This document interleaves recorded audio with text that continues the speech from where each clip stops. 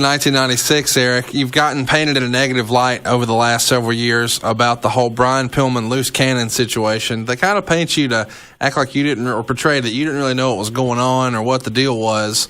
Kind of talk us through what happened with the whole Pillman situation where he winds up being in a leverage spot, or so he said. I want to be careful of this because Brian Pillman isn't here to correct me or call BS out of me if I get something wrong. So I'm going to give you, kind of an outline of what, from my perspective, what I remember. Brian within WCW had created this, lunatic character, and he lived it. By the way, and quick story. We had a show at MGM Grand. I don't remember the year. Doesn't matter. We had started doing a couple shows a year, I think, at the MGM Grand, or maybe one a year. I don't remember. But we were selling it out. It was a big deal. And Rick, you remember this? The hotel at the MGM Grand, beautiful hotel, and I'd get a penthouse, suite and everything. Eric, Betty boobs. Yeah, that's right. Forget about the wrestling matches. We were sold out in the arena and sold out in the bar afterwards. Yeah, the best show of the night was at the bar afterwards. Are you kidding me? Studio 54 and one entrance and Betty boobs in the middle, baby. Woo! But had my robe on a couple times there, Conrad. Showtime. The truth is, I hated staying in that hotel. Because the way they first of all, you had to walk through 8 million miles. That's Vegas. Yeah, 14 acres of slot machines and bells and people smoking cigarettes to get to your elevators. Yeah, but the elevators were situated in such a way that the fans knew that every wrestler or every celebrity, no matter what the event was, was going to end up going up and down those elevators. So there was just constantly throngs of people. From 8 o'clock in the morning till 3 o'clock in the morning, standing outside those elevators and wanting pictures and stuff. Yeah. So what I would do when I brought my wife, especially, is I'd get a penthouse suite at the MGM Grand. They'd comp us the room basically, but I would stay down the street at this place called Barbary Coast for like $49 a night because it was like this old school kind of. It was just a very old school, small little boutique hotel. I know where that is. And that's being kind. Zane Bresloff is the one that turned me onto it. I wish I could have been that disciplined. I wanted to know where I was. I stayed there. I stayed there just because I didn't want to deal with the crowds and I didn't want to deal with the hassle. Yeah, but one night, my wife and I were sitting. There was this little bar inside of Barbary Coast, and I don't know why Brian Pillman decided to stay there. But he didn't see me. I was sitting up quite a ways. He couldn't have seen me. And nobody knew I was there. I didn't tell anybody. And I don't even think Janie Engel knew where I was. She was my assistant. And I'm sitting at the bar with my wife, and I look down, and Brian Pillman is pitching a fit. And he's in total character, by the way. He was just going off. And I looked at my wife and said, well, that's a great character right there. And Brian and I started talking about it, and that's when he did the thing with Kevin Sullivan, and this whole crazy Brian Pillman thing started emerging. And Brian, and I think he came to me. I'm not sure. I'm pretty sure he would have. I'm not sure this would have been an idea that would have occurred to me. But he said, "Look, Eric, there's a lot of talent here. There's a lot of things going on here. I've been here for a while. Let me go do my thing, so that when I come back, I come back with a little bit more shine on me than I have right now. Let me go play this character." And we agreed we would keep it to ourselves. We agreed that, when the time was right, that he would come back. And he and I had stayed in contact. All while he was gone and he was cutting promos on me and he was doing all this crazy shit, we stayed in contact. He'd call me once every 6 months, 3 months, or I'd call him and say, okay, timing's looking good. Where are you at? That's my side of it. Now, maybe Brian has another. Maybe he worked me. Maybe he got exactly what he wanted out of me, and the only reason he was talking to me after the fact was to kind of keep me on the hook. I don't know. I don't even remember this. Where was I? I mean, Brian and I were close. I don't know what. I mean, I know what happened to Brian. I understand what happened in Brian's life that caused the issues, but I don't even remember that period of time with him and Kevin and that.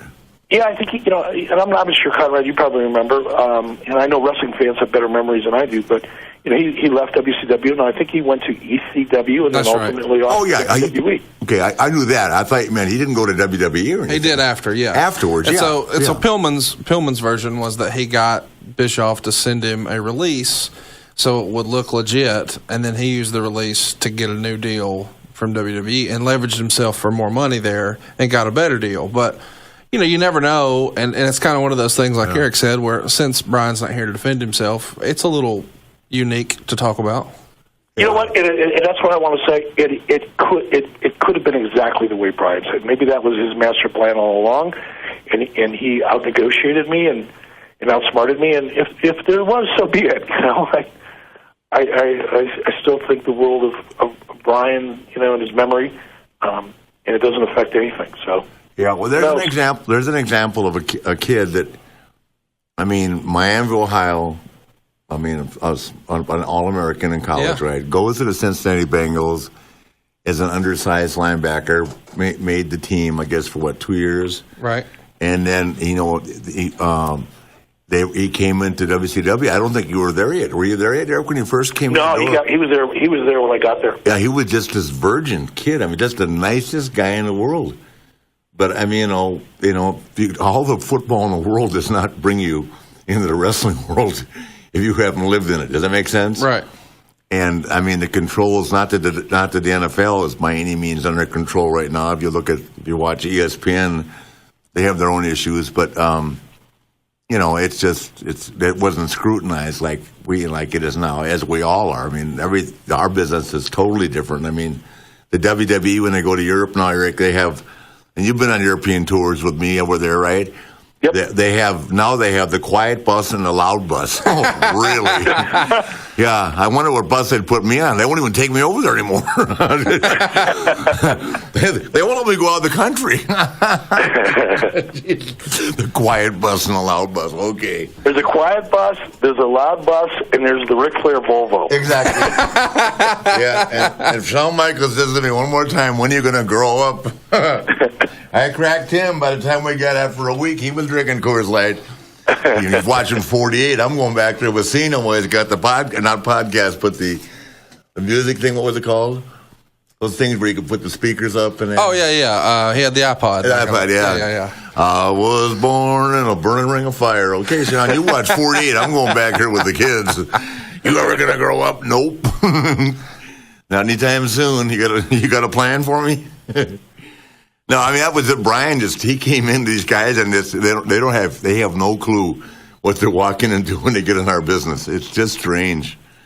You look at the list of guys that have just, fallen by the wayside because they can't deal with the pressure. And it's even like, I had Lawrence Taylor on last week, and he said one of the coolest things that a guy could say, Eric. He said to me and Conrad, because he wrestled Bam Bam at WrestleMania, right? And this is Lawrence Taylor.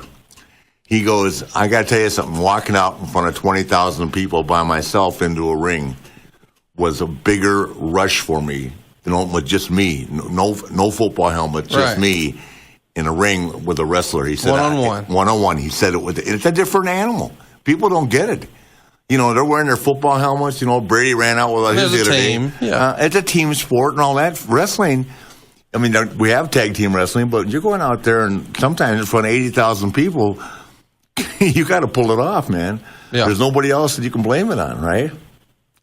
You know what I'm talking about, Eric. Yeah, it's a different world, and Rick, you and I got to work together with Kevin Green. And he was one of the coolest guys, one of the nicest guys, and one of the most intense and prolific kidding players in the NFL. No kidding. Do you remember Lakeland, Florida?